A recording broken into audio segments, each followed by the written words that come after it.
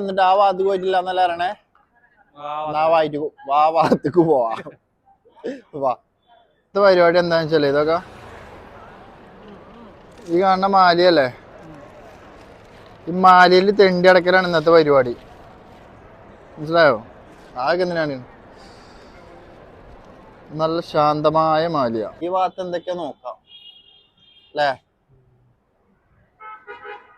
Hospital ആണത്, occupational health department. പിന്നെ ഇവിടെ